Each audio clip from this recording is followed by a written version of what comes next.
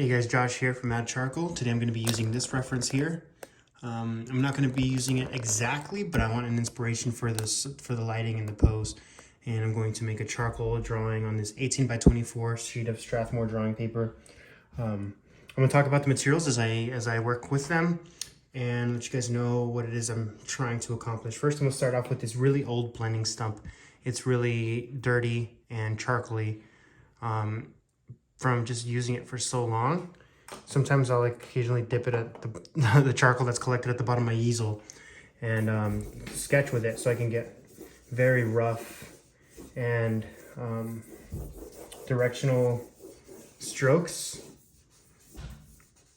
of where everything's gonna go. I want it mostly centered.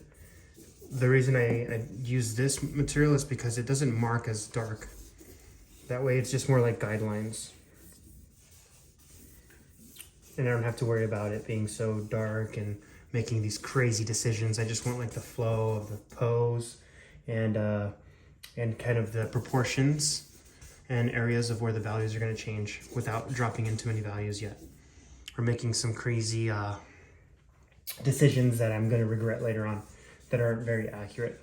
So I like this placement. Now I'm going to move on to, we'll use a chunk of Willow charcoal if I can find the right size that I would like to use. This is good. So I've got this piece of Willow charcoal here. It's kind of like what's that called? Willow charcoal, similar to vine charcoal, just it gets a little darker. So I'm gonna sharpen it down with this sandpaper and sharpening paddle. I'm going to use this material here to kind of make more values. So let's move it there. Kind of get an idea. I'm kind of squinting at my reference and seeing where everything goes kind of lightly. And it looks like the darker area is kind of towards the middle here. So I kind of put some material down there that we can always remove some or add some of that material. So now I'm going to use this Willow charcoal to kind of get some angles, and I do know that the highlight of the back is going to be here, so I'm probably going to want it to be somewhat darker in the background here so that it can kind of create a transition between this mid-tone of the background and the light part of the back. The contrast will make it feel a lot more effective with the lighting change. There's this drapey material here, and I'm going to kind of use some of it, but very expressive. I'm not going to make it like very how do you say it, detailed, because if I make it too detailed, then it's going to take away from I want the focus to be on the flesh, or at least this back area here. And then the head here. Trying to find these angles and shapes. I'm working with values along with proportion by kind of trying to figure out, okay, if this head is just slightly higher than the back here, so let's make sure that's pretty clear. And this back has a few different angles to it. The initial angle there, this down angle here, and then one that cuts back into the drawing or into the figure there.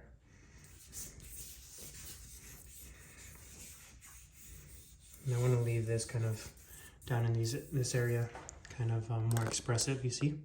Not so finished, not so filled. And let's make that leg that comes out this way a little more clear. I chose this pose because I liked the values that were going on with it, but I also liked that it's a bit meaningful in terms of what you can derive a lot of meaning from the way the person's posed and like a despair type of look. So that way it's a lot more interesting to look at. It's not just a body standing there, but it's kind of curled up. Might be kind of sad, but I like things when they're a little bit provocative. Okay, so to provoke some type of emotion. And I'm gonna try to add some more of those shadows here. And obviously I'm still using the Willow charcoal, so it's easy to rub away and it's easy to blend. I'll come back in with that compressed charcoal to make sure that I'm getting a lot of those details and those true value changes that have more control over. Sweet. It's a good base to start off on. I'm going to grab a piece of compressed charcoal here and start to go to work on it. It's going to get a lot darker, but it's a lot harder to erase, so a lot more permanent as well. So with that in mind, I'm going to be a little bit more exact with my strokes, and I'm going to work through the entire drawing, because if you just get lost in part of the drawing in a small area of the drawing for a long period of time, it's really easy to start to get the drawing to become unbalanced. The disbalance is going to, if that's a word, disbalance, I don't know if that's a word, is going to kill the harmony in the drawing. You want to maintain some harmony.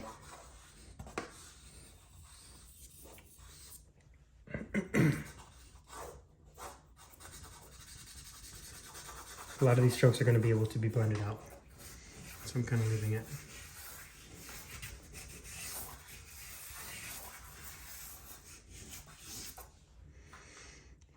Alright, and I think that if I line up things correctly, the knee should be all the way up here. Kind of misinterpreted that first time, so I'm going to have to fix that and kind of pull that leg down this way. I think the leg length is okay. This angle here should come out of the, closer to the elbow here for the leg, and then the rest. The thigh should come here, and the calf muscle should kind of go just below where the knee is there. Sweet. And this hair is starting to look a little crazy, so I'm going to try to blend that out into just a large tone. Blending out. Once again, I'm using this blending stump, blending out some of those values, and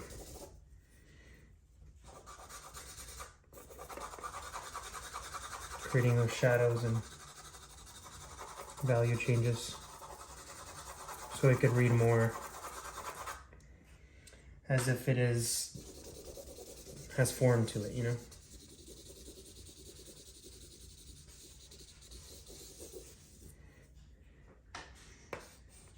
Looks like the drapery should come this way from the cloth material. I want to keep it kind of expressive as well. I don't want to get too narrowed down on the details, because although it would look nice to be a finished, very finished, detailed drawing, I think it's going to be a little more striking if you can kind of see the expression in the strokes, the aggressiveness. Kind of adds more to the meaning of the drawing, in my opinion. So that's what I'm going to use. We still have to come in with a kneaded eraser after this and kind of pull out some of those highlights we're losing, which is okay. So I'm not too concerned about what is going on with those different changes. Like here. But one thing's for sure, you want those dramatic value changes in the area that you want the viewer to spend the most time in and focus. So I'm going to keep the most detail and the most value changes in this general area here, because that's kind of where I want the viewer to look in the figure. But I also don't want the figure to be completely clear where it is until you look at it for a little bit longer. That way it's a little more interesting than just looking at a picture of a human body. There's more going on, right? The viewer is more involved that way. I'm going to take this pan pastel.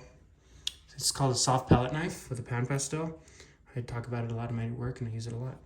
It's black pan pastel. You could find it in my art kits that I sell on madcharcoal.com. It comes with a free sketch as well. But anyway, enough for this selfish plug.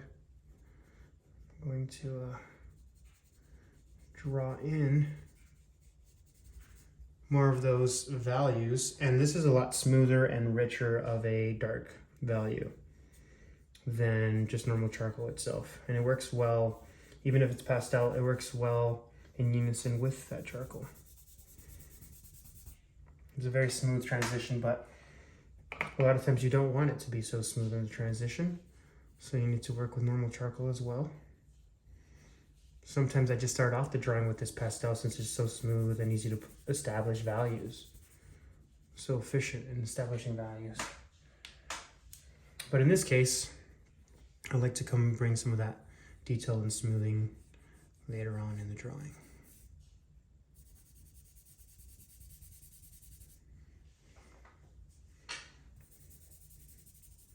This eraser is going to really bring out a lot of this, a lot of more of these flesh type of rendering.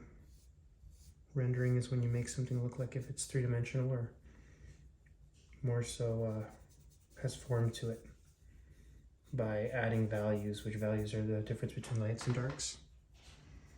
And that also allows for it to seem like light's hitting it. It's all an illusion. But they're powerful illusions. If you get them down, you'll be able to create work that's a lot more striking by recognizing and being sensitive to seeing what the value changes are. Okay, I'm gonna grab my kneaded eraser if I can find it, at least one of them. There should be many. Oh, there it is. Okay, let me kind of stretch it out a little bit, prepare it. It's really dark because I use a lot of charcoal, but it should still work. I'm gonna sculpt it into this like finer like chisel shape. Start to pull out some of those values little by little, not over, not too much. Excuse me. So, okay, sculpt out those values. It's really important that you have those areas where the light's hitting very sensitively, beautifully drawn. Compared to the shadow areas, because the shadow areas, eye is not drawn to shadow areas for the reason that in the shadows is where you can't really see in reality, right? So automatically your brain is going to trick you, not trick you necessarily, but to guide you towards the light areas. Those light areas is where you'll be able to really focus effortlessly. And so we're going to make those light areas a lot more detailed for that reason, to entertain the eye in those areas. No, I think that it's looking a little bit too much of like, too much going on there, but okay. We're okay now there. A few different value changes here. A little bit of a highlight there.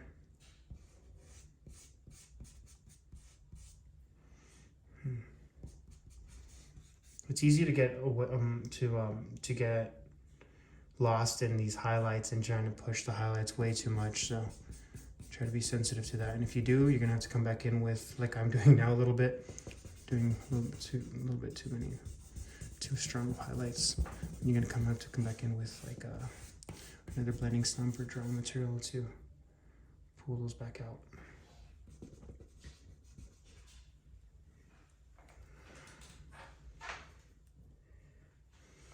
Now this material here some light should be hitting these areas.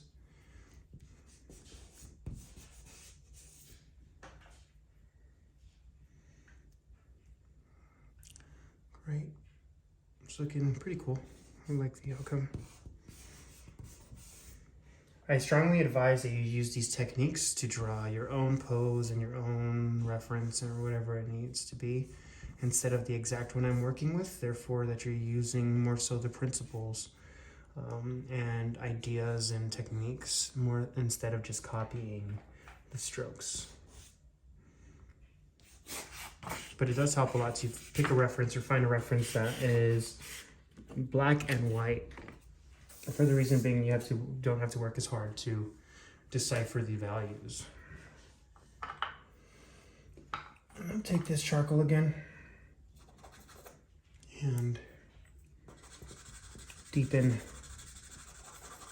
the shadows in some of these areas.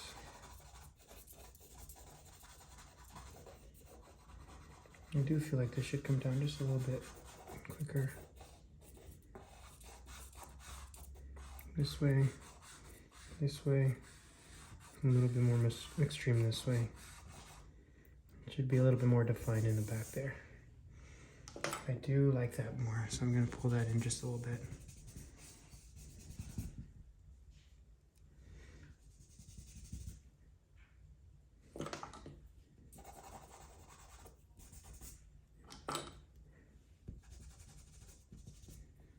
That's all right. Cool.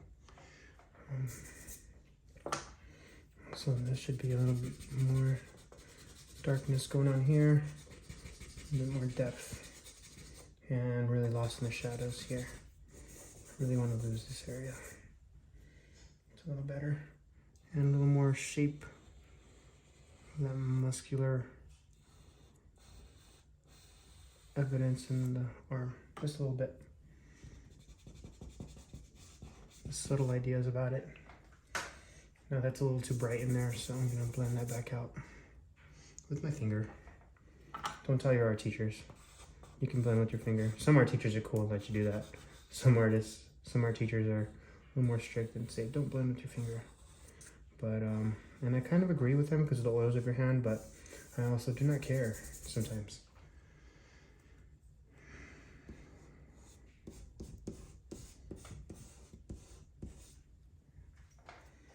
Yeah, like, so if the issue with your hand having oils in it, so it's not good for the paper, but isn't that just making an oil painting? I'm just kidding. But I like the direction of this drawing. Now I'm just kind of refining and adding the details where I would like to see more details. Not so much in the areas I don't want too much focus. And so just kind of pushing, and you see that I'm working a lot in this area because that is kind of where I want the details to be, and this is where I want the focal point of the drawing to be. And naturally we do look at the head and recognizable parts of the body more than we look at, like say the drapery and the different types of material down here. So you can be a lot more liberal with these areas and a lot more strict with that. Naturally. Now look at my reference, and I don't really see that many value changes in the hair. It's a very blurry, like old looking reference. I have no idea where I found it. I found it in my camera roll from a long time ago, but I'm gonna add just a little bit of definition without losing too much of the value, because the values is kind of what holds the drawing together. So I'm not gonna add all these like strands of hair and highlights and all that, because I might lose a lot of the integrity of the drawing that way. And it'll make it look a little flat. But let's add some of those details and those highlights. The shoulder blades back there.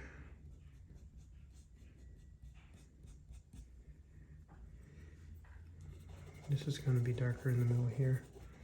You can see a little bit of those tendons and muscles showing through with the bones.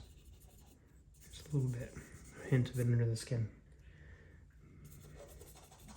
It's really good to study anatomy too if you want to be more of a figure drawing artist, or a figurative artist. I did some of that work, so I do kind of recognize a little bit more of what's underneath the skin than I used to. I don't know what they're called exactly, but I'm more familiar with it in that way. You're like guessing less, which it makes for stronger drawings. There's a tiny hint of the spine in here, in this shadow here. I'm gonna see if I can kind of hint at that. Also, this transition here is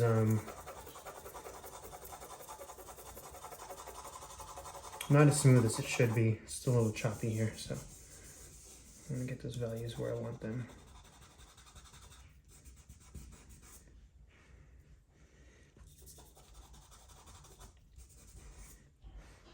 I might touch it up a little bit more before I listed on my website or something like that. But I do like the drawing a lot, and I do think that it's a successful one so far. But I won't bore you with all the details. This is 90%, 95%, I would say, finished for me personally. It might take you a little bit longer or a little bit less time depending on the way you work to accomplish the same type of effect with the drawings, but keep at it. The more you do it, the faster you'll get later on. And I do think that working quickly at the beginning is really helpful, so that you might be able to have like a nice harmony and shape and placement for the drawing. And let me show you, we'll back it up a little bit. And then working to refine it later on slowly is a lot more efficient. Thanks for your time, guys. Check out madcharcoal.com/shop if you guys want to buy my work, or if you guys want to buy my art kit with all the materials I just used, and more. And it comes with a sketch of mine as well, an original one. And or if you want coffee, I have that too, and a bunch of stuff. Let me know what you guys want to see in the next video. I try to read those comments, and I try different things for the YouTube.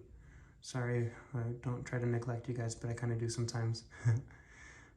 Hopefully you guys got something out of this. It's kind of like a live demonstration. You guys are the best. Really appreciate you all. Thank you for watching. I gotta stop drawing. Okay, bye.